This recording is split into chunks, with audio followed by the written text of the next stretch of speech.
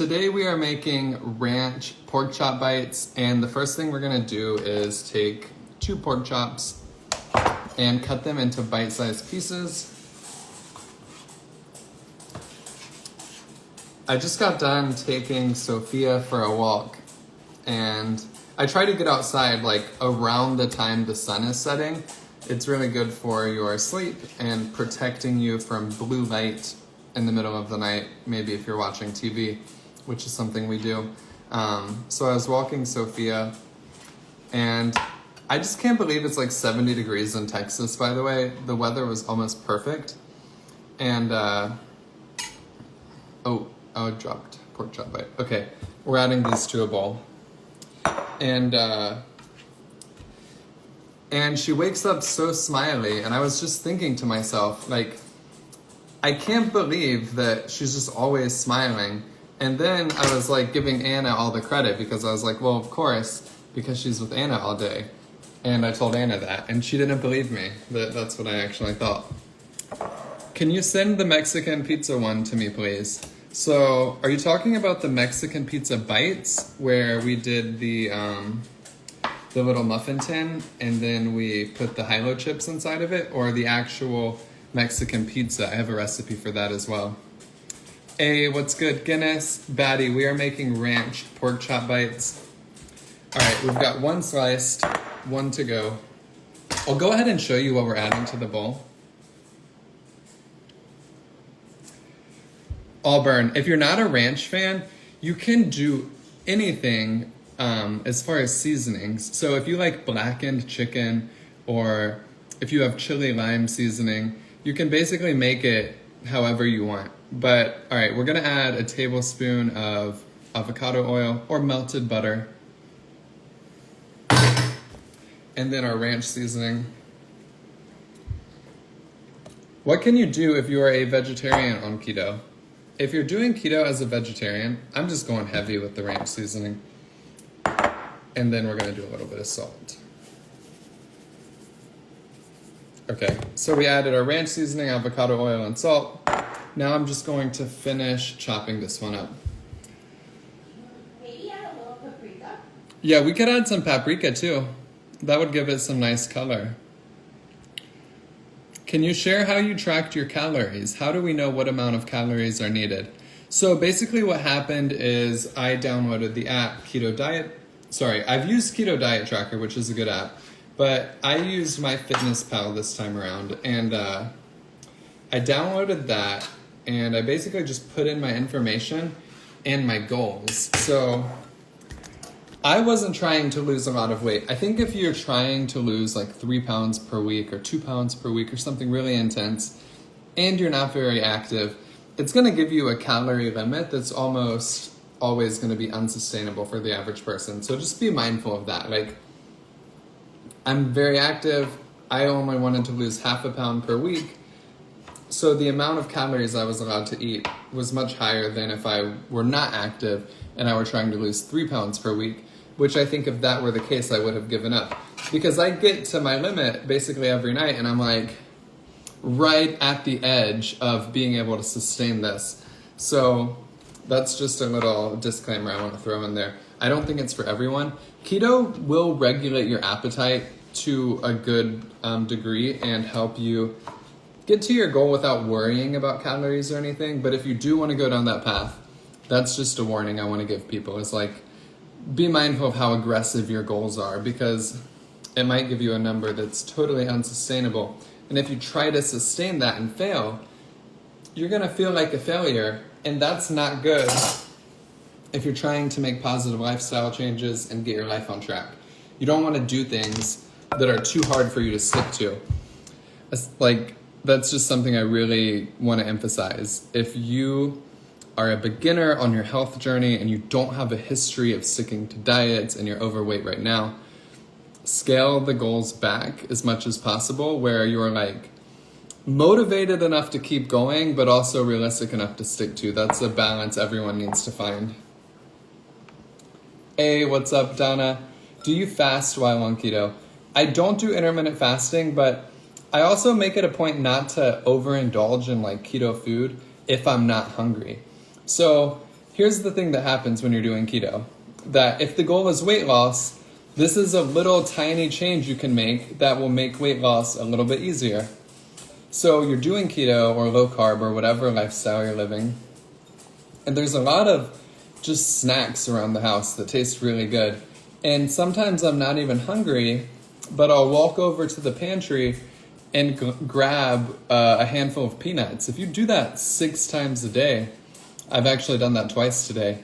If you do that 6, 7, 8 times a day, you've now had half a cup of peanuts. And there's nothing wrong with that, but the carbs add up. And also just like you can overconsume energy. So that's also not something you want to do. So just save your eating for when you're actually hungry. That's like a weight loss tip I would say is very helpful.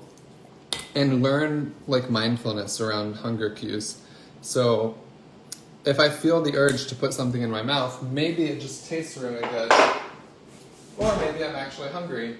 And the more in tune you are with your body, which exercise is something that actually has been shown to help with. Like if you go for walks, if you go running, if you lift weights, whatever you do to move your body, that's actually been shown to put you more in tune with your appetite. At first, you're gonna feel hungrier depending on if you do it fasted or whatever your strategy around like exercise timing happens. But the long-term benefit is that it puts you more in tune with your body, which puts you more in tune with your hunger cues. And those are things you need to listen to because mindless eating is like the enemy of weight loss on a diet like keto, where you're not really tracking anything else. Somebody said something about Sauvignon Blanc. So you can drink alcohol on keto. Fun fact, I actually was offered a drink last night. I never drink alcohol. I'm not opposed to it, I just am not a fan of it. And my neighbor offered me a drink. So I had some vodka and I got drunk. Like I couldn't say no, and he gave me 2 really big drinks of vodka. And I was wondering why I felt so crappy today, but I might have actually been like slightly hungover.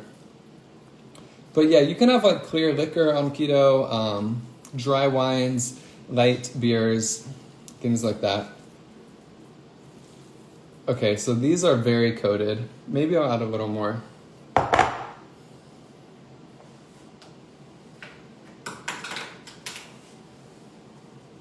You were right about adding paprika. It looks so much nicer. Okay, so it's a little more than 4 ingredients, but that's okay. Now we're just gonna put these in the air fryer at 400 for like 10 minutes.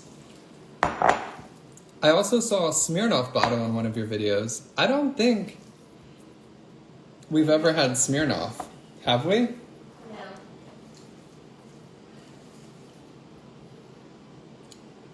No. I don't think I've ever had vodka in the house. Yeah, we have. Because remember I used to use the Tito's bottle as a rolling pin? The Tito's. Yeah, that was like such a long time ago. Yeah. I mean, we drink so not often that we have these 2 bottles of tequila from brand deals I did in early 2021. Yeah. And we just never finished them. Alright, I'm just spreading out the pork chops. I don't know if these are all going to fit on here.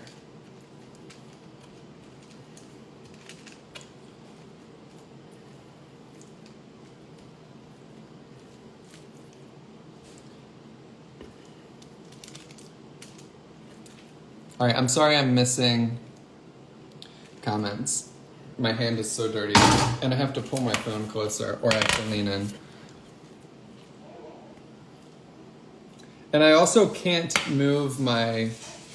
I can't touch my phone screen right now either. Do you test your blood for ketones? Yes, so BioCoach is a good ketone monitor. And the reason I think testing is a good idea is because when you're first starting out on your keto journey, there are a ton of products that claim to be sugar-free or zero sugar. And I'm not talking about Coke Zero, like sucralose and aspartame do not kick you out of ketosis. But maltitol, maltodextrin, and dextrose are in a lot of sugar-free candies and chocolates and things like that. And those things do kick you out of ketosis. So if you're eating a lot of fun keto foods and you're not just sticking to the basic like meat and vegetables, it's good to test your ketones every now and then and see where you're at. Especially if you're like doing keto for the first time and you don't have a lot of energy, you might find you're not in ketosis at all because maybe you're underestimating how many carbs you're eating or you're consuming one of those bad foods. So there are a lot of things that you can gain from testing your ketones. And it's not even about the weight loss, because simply cutting out processed foods in general will help a lot with weight loss, whether you're in ketosis or not. But it's about how you feel while on your keto journey. That's why testing ketones is very important to me. It's like, if you spike your blood sugar, maybe you had a bag of popcorn, which isn't really going to cause you to gain a lot of weight, but it's going to make you feel crappy. And it's like, oh, but I thought popcorn only had 5 net carbs per cup. And it's like, yeah, but you had 7 cups. And it's not about the weight gain that's going to result in that. It's more about feeling crappy and then being like, oh, well, keto makes me feel crappy. And it's like, well, maybe you weren't doing keto at all. You were like just totally underestimating the carbs you were eating. Okay, into the air fryer they go. 400 for like 10 minutes.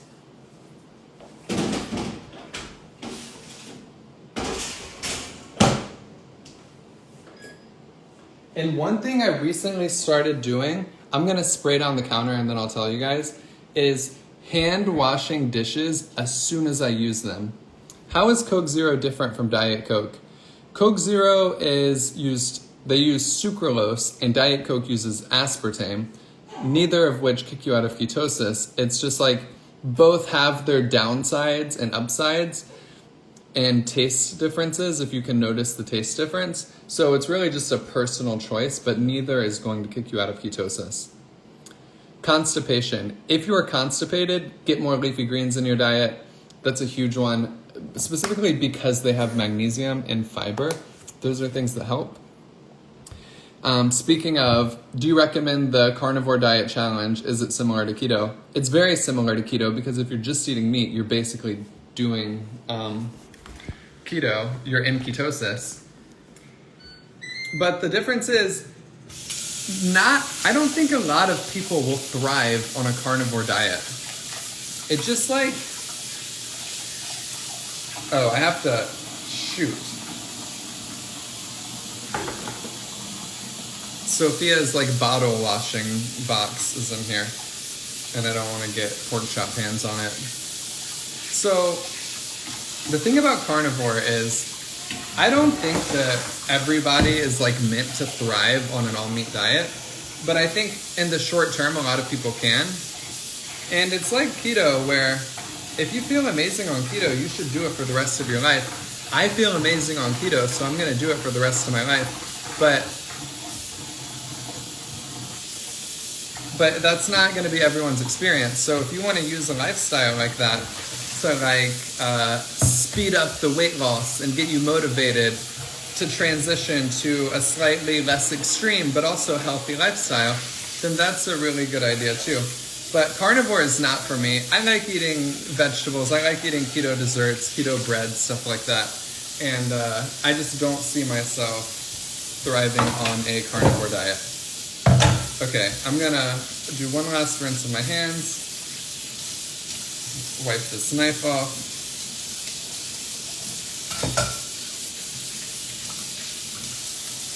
And we're done. Making the chicken pizza crust tonight. Hey, let's get it. Oh no, I started using this rag. Guys, raw meat is the most annoying thing in the world. It's like you constantly have to wash everything you touch. Alright, now we are spraying this with some disinfectant spray.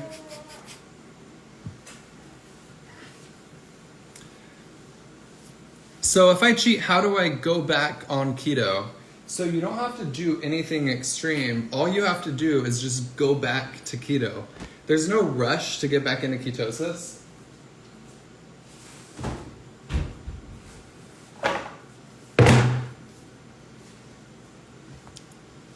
And that's something that people make a mistake about, where you eat some carbs and then you feel guilty about it and you're like, I have to get back into ketosis or I'm going to gain everything back. It's not really the case. Like, You can have carbs once a week, once a month, once every quarter, and be fine. There's no rush to get back into ketosis immediately. Didi, I used to love Lysol wipes, but I think the spray is more convenient. Why do you always pronounce words wrong? I'm not sure. For a workout, what should we eat as energy before workout? Salt. Electrolytes are the number one reason why you feel crappy if you're trying to work out fasted or on a keto diet. You probably just aren't giving your body enough electrolytes, which is going to make you feel like you need food or whatever. Your body, if you're in ketosis, is using stored fat for energy. So you don't need the pre-workout shake for energy.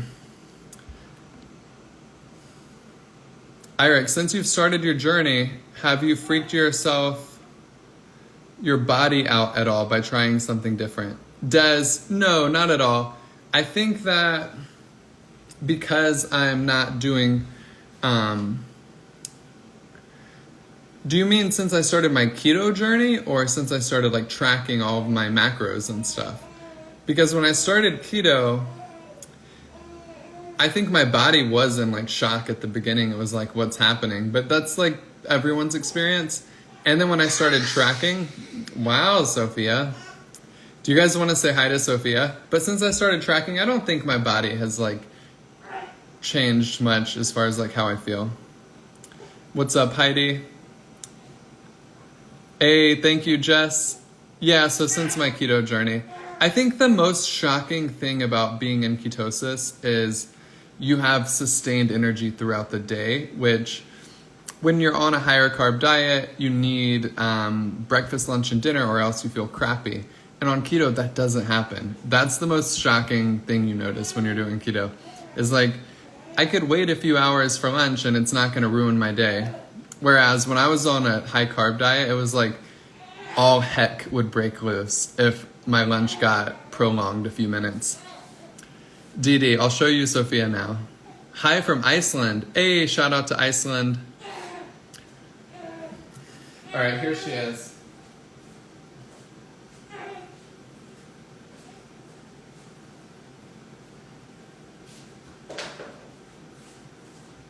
Sophia! Wow, are you walking? Is Sophia walking? Sophia, you're not allowed to walk on the counter. Do you want to sit down? Wow. Look, it's you.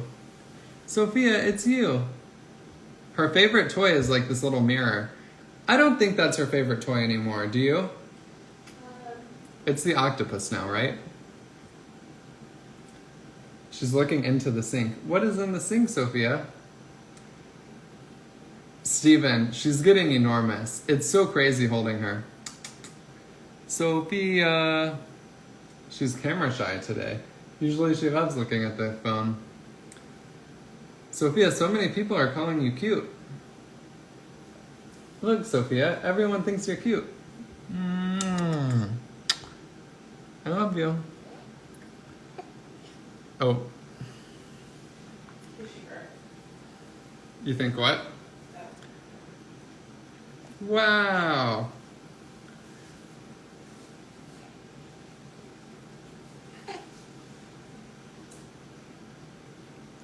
All right, I'm going to take her back to her mom.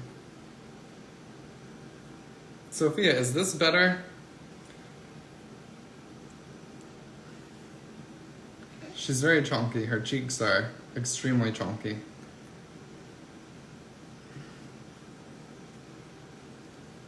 Look, it's you.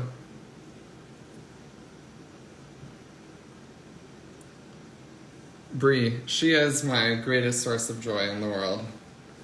Isn't that right, Sophia? You're me and Anna's greatest source of joy. Okay.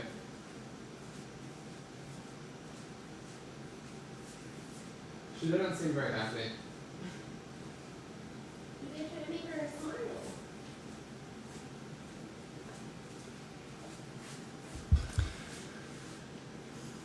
Thank you, Des. It's very fun.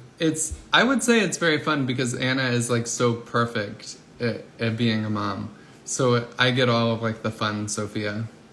Like last night, Sophia was having a meltdown during her bath. Her butt was kind of hurting, and during she hates getting dressed after her bath, and it was just breaking my heart how sad she was. And Anna's just like always in the trenches with her, you know, because if I'm like doing this, or if I'm walking the dogs, or doing stuff around the house, and Anna's like with Sophia, it's just, I feel like she's just the best. Yeah, Denise, she was very camera shy. All right, guys, I'm gonna check on these pork chops. And the number one thing about cooking meat, I hate overcooked meat. It's so dry and tough. So the number one thing to do is get a food thermometer and check the internal temperature before you finish cooking something.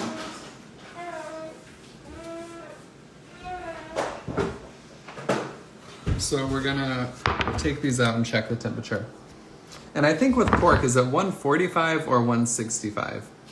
Alexa, does pork have to be what temperature to eat? From pork's internal temperature needs to be 145 in order for the meat to be safe to eat. Wow, so it's just 145.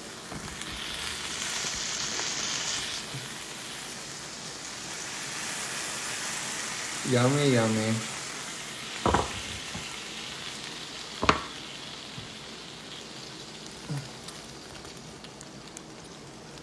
All right, where's my food thermometer?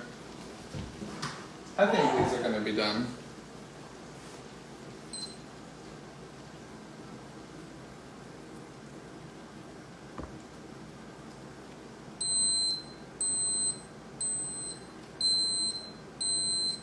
$153. I'm gonna check a few. 147. They're like right on the edge of being done. Nice. Oh, this one's 160. Okay, I think they're done. And I'm getting juices all over this food thermometer. All right, these are good to go.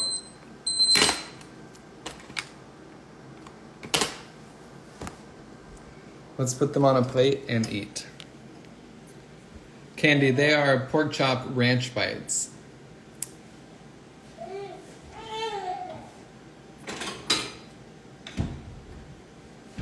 All right, I need a pair of thongs. Let's put these on a plate.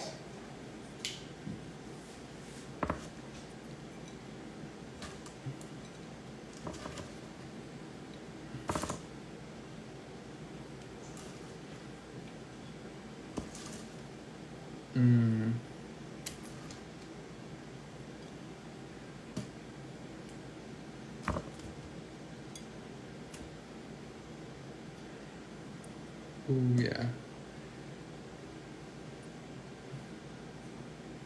There is no marinade. I just cooked them in avocado oil with ranch seasoning and paprika.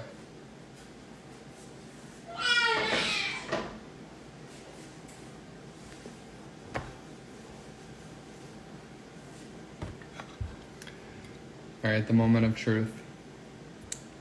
What's good, Andy?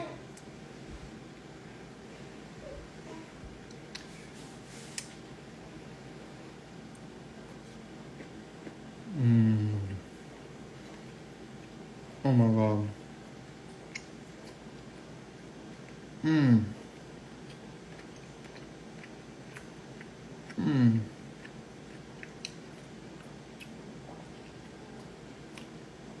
These are so good, dipped in like ranch or sugar-free barbecue sauce too.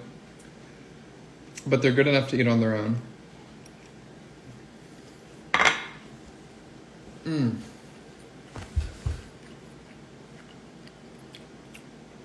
Mac, I'm trying to decide if I should do ranch or sugar-free barbecue. Or, you know what might be good? Sugar-free honey mustard. Alright guys, I'm gonna get off here though. I'm not gonna sit here and eat this whole plate.